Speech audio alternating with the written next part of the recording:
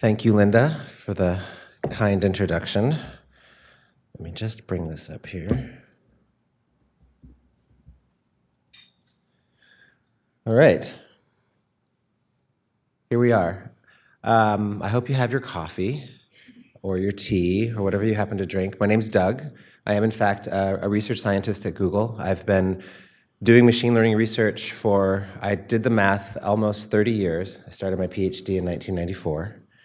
And so we're going to do a little bit of work here together. There will not be a quiz, but I'm going to try to take you through some of the technical details, some of the intuitions that I've learned over my career, and hopefully you'll leave with a slightly more concrete definition of what AI is and have a better idea of what we do every day. Next slide, please. Okay, so let's start with some definitions. We have this nice Venn diagram.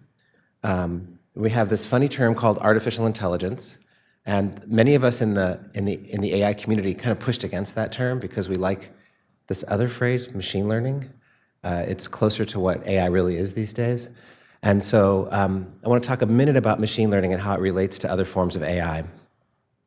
So think of AI in general as the science of making things smart, right? We want computers to help us solve hard problems, right? Maybe it's drug discovery, as Linda mentioned, list a number of things. And there was a divide all the way back to the 1980s, 1990s, between two fundamentally different approaches to how to make machines smart. One of them is what we would call traditional artificial intelligence, and you might think of this as the smart scientist with the white lab coat sitting down at her computer and figuring out the answer. Let's be really smart. Let's just see if we can write down the recipe. And so if we get concrete about this, let's imagine for some reason you have the task of, given an image, a digital image, you have the task of recognizing whether or not it's an elephant. Okay. So if you think about the parable of the blind man and the elephant, one blind man is grabbing the trunk and says, oh, it's like a snake. And another one is grabbing the leg and says, oh, it's got big legs. And they all feel it's rough. You can imagine that there are some features of an elephant that you might want to use. You might say, okay, it's gray. Okay, you're a smart computer programmer. You say, okay, if the picture is gray, it's likely to be an elephant, and so forth. You might say it has big ears, and sit down and spend an afternoon trying to write a computer program that can figure out whether something has an ear or not, right? And so you could just keep working and working and working at this problem, trying to write down the recipe for, is it an elephant or not? And this was a very serious direction of research for a couple of decades at least, the idea that we can figure out the answer, we can outsmart the world. That's what I thought of as AI when I was doing my PhD. There's a whole nother community, the machine learning community, that tried a different tack. And that tack is, maybe we can write a computer program that itself can learn. And the most successful version of this is a neural network. And fundamentally, the neural network looks at the pixels in the image and learns different features of the image, not by being told what those features are, but by correlating them with a label like is an elephant or is not an elephant. And so if you analyze neural networks trained on image data sets with labeled data, like this is an elephant, they actually learn to detect features in the image that look like edge detectors, color detectors, and then pull those very basic features together into a classifier of, is this an elephant or not, that is much, much more effective. So the lesson here is, we want these machines to learn how to solve hard problems. The answer is in the data, right? But it's not necessarily obvious what that answer is. If the answer were obvious, we could just write out the answer. And for a large class of problems, that's just fine. But for many hard problems, and those hard problems that can fuel innovation and grow our economy, it actually just works better to let these systems learn. And we're not going to talk about the math of the learning, but the math of the learning is high school calculus. It's not hard, the math of the learning. What's hard is to get it right, to think carefully about how to structure data. So there we are with machine learning, right? Machine learning is the machine itself figures out what the elephant is. And then there's that little circle in there, it says generative AI. This is one of the areas that is really growing tremendously quickly right now. This is simply the idea of saying, maybe if I have a machine that has learned how to detect an elephant, and I hope you'll dream about elephants tonight, trust me, use it over and over again. It just occurred to me, isn't that one of the political parties? That's not why I used it. My tie's purple, y'all. Where was I? Oh, is that, well, maybe then, through similar mechanisms, we can generate an image of an elephant, or we can generate the structure of a protein, right? And so it's slightly harder to do this than it is to detect things. And in fact, we have these terms. We have classification, classifying whether something is an elephant, versus generative. But the family of generative AI has grown tremendously, especially in the space of large language models. So let's go to the next slide. We're going to speed up a little bit. We see, writ large, the framing that I just gave you. Next slide, please. In this graph, this timeline. So back in 2011, we started to be able to use neural networks. You see the phrase deep learning. This simply means a neural network that has multiple layers so that it can learn progressively richer and richer representations of the problem it's trying to solve. Now what you're looking at there is what's called a spectrogram. It's a picture of sound that shows someone saying something. And we started to figure out speech recognition, started to figure out how to take audio and understand what the underlying words are in that audio. That unlocked a number of capabilities. In 2012, we started to be able to classify images. This is an image of a cat. And we started to then, by 2016, be able to pull these building blocks together that, frankly, back in 2011, outside from speech, weren't all that useful. 5 years later, we're starting to solve meaningful problems with systems that learn. And one of the breakthroughs was neural translation. And at that point in time, we were using other forms of AI models, but effectively AI models that tried to write down the solution, that were using our knowledge of language grammar, our knowledge of how language is structured, that logical structure, and trying to leverage that for translation. Instead, we gave up on that and just showed the neural network pairs of sentences that were in different languages, and the neural network figured it out.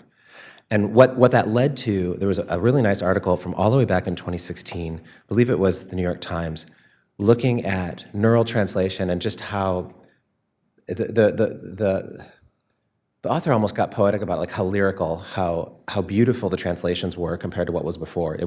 He was back translating English novels into Japanese and back again, and looking at how much it captured of the language. And these models capture much, much more of the spirit of a language than you're getting from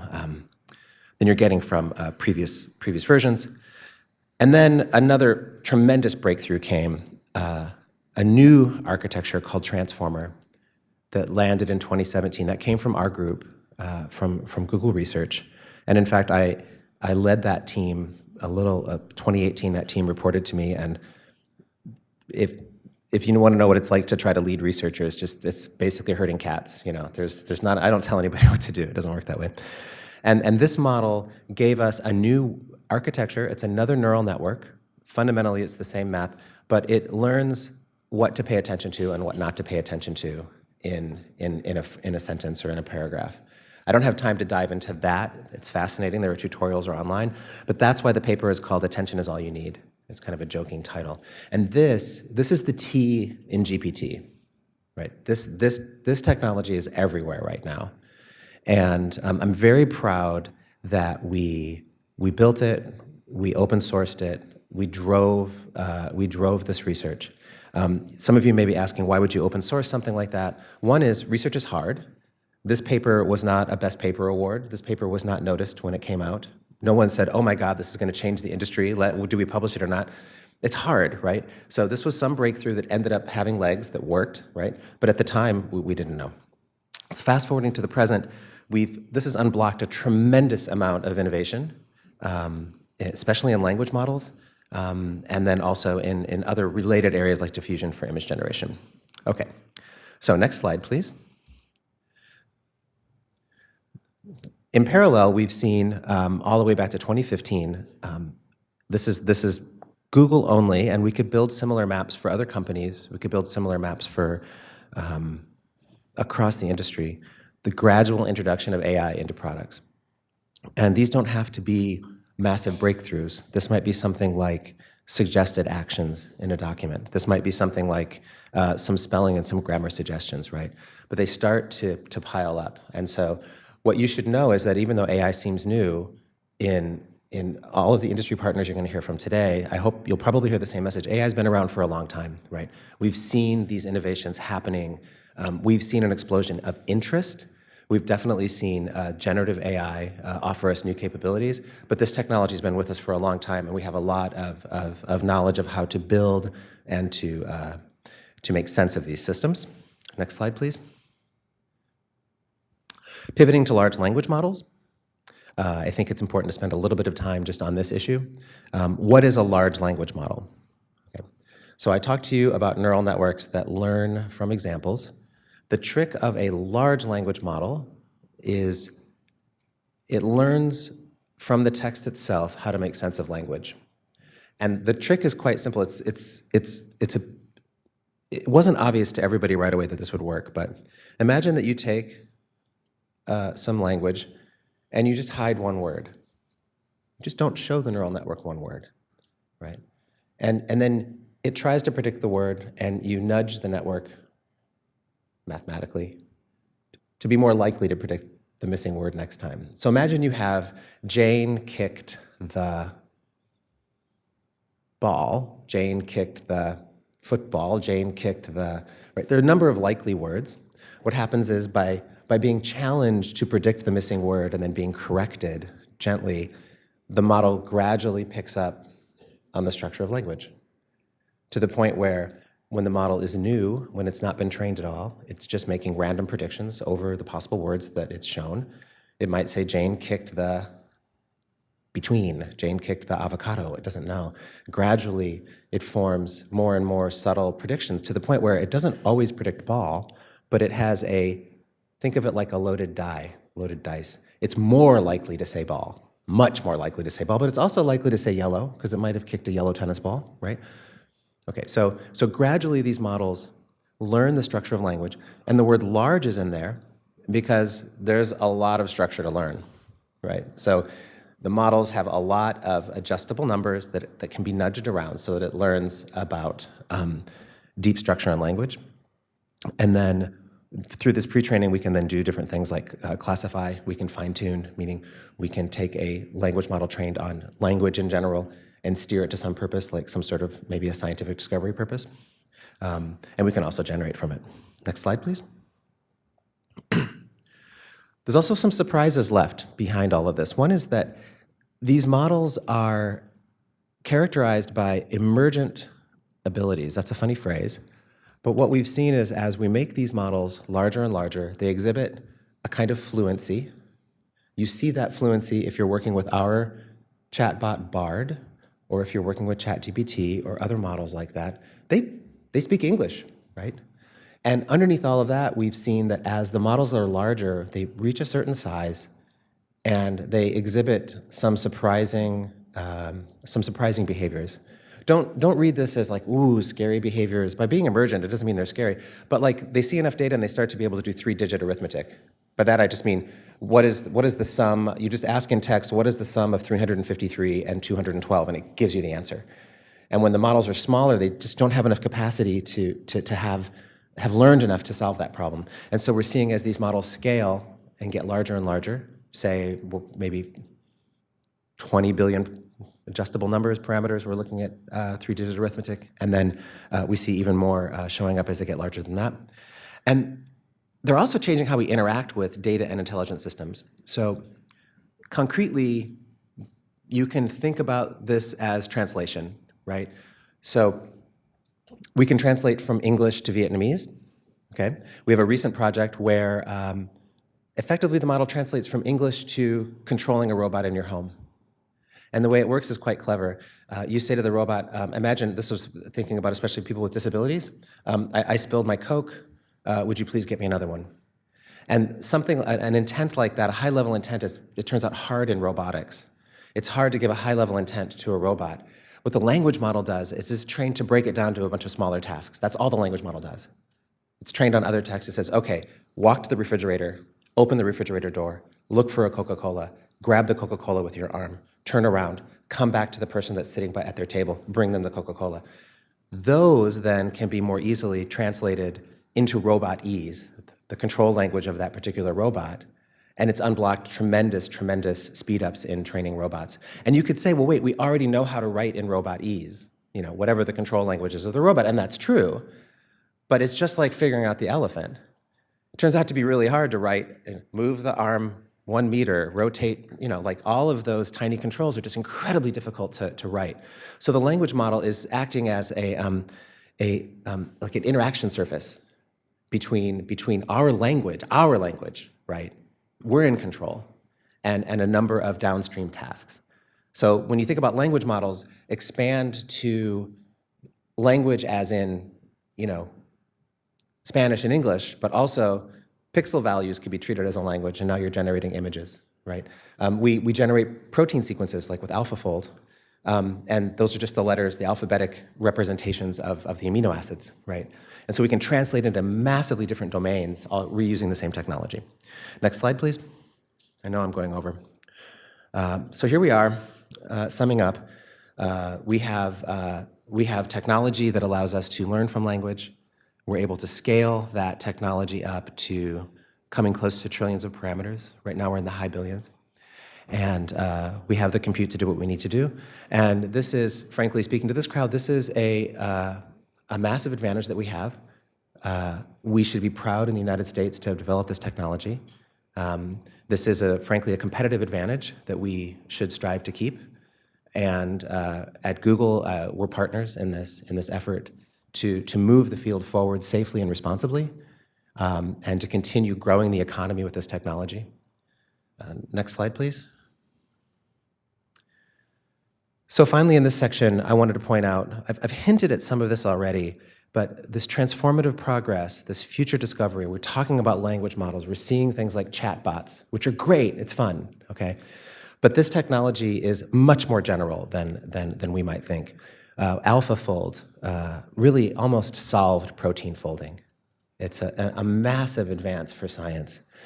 Drug discovery, being able to discover new vaccines, being able to understand the structure of mRNA. Robotics, I talked about robotics.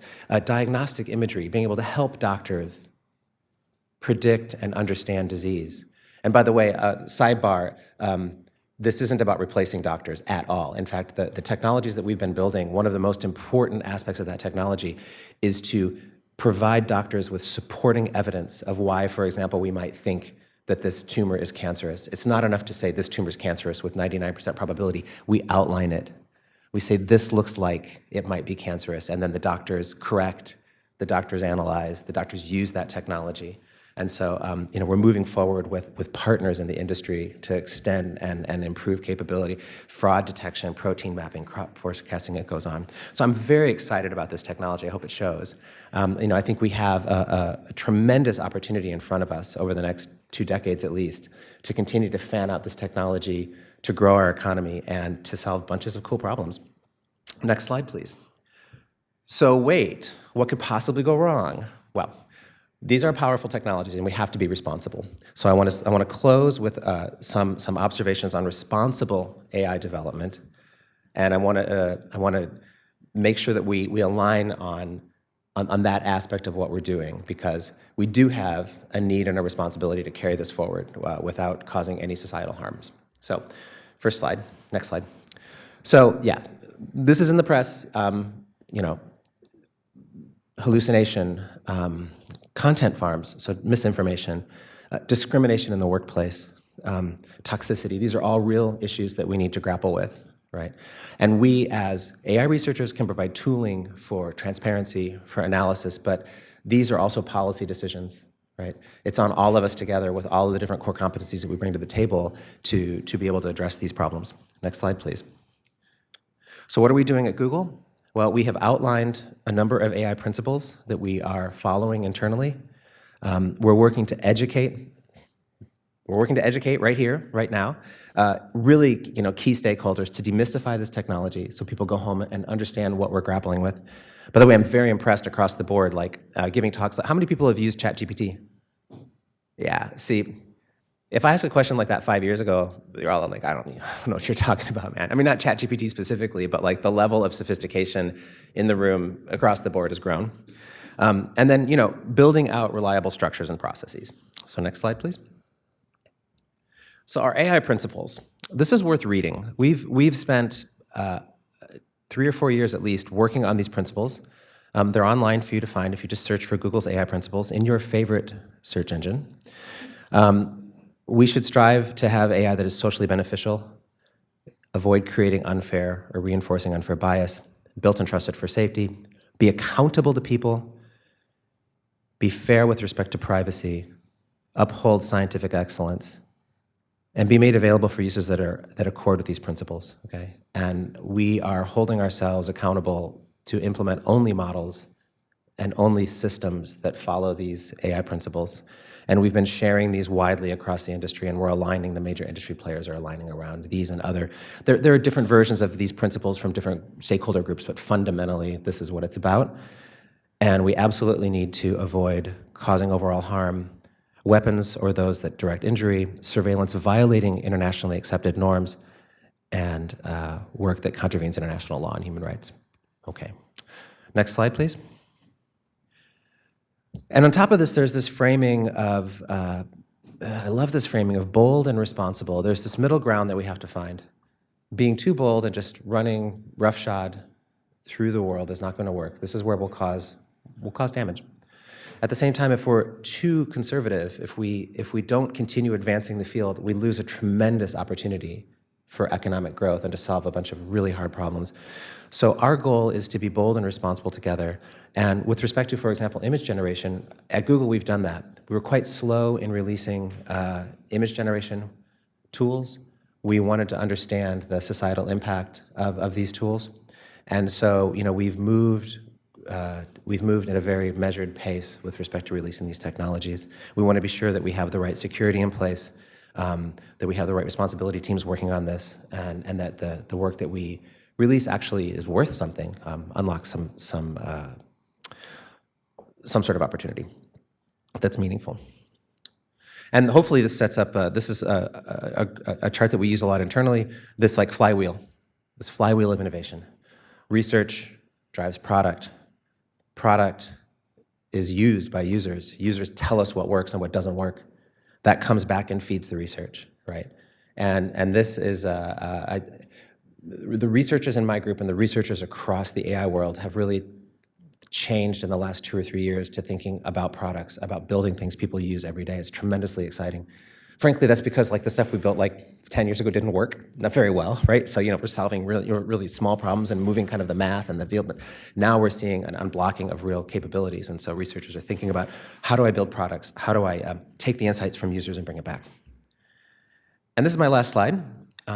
We have a wide menu of applications. Crisis support, speech, cancer screening, it's so great. The flood detection work is exciting. You've probably all used Google Translate. Fraud detection, the transportation industry, better representation of ethnic diversity in photos, what we all look like, and general productivity.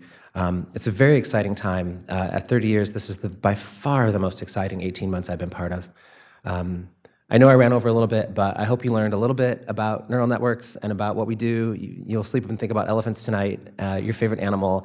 And thanks for letting me run over a couple minutes. It's really exciting to be here. Cheers.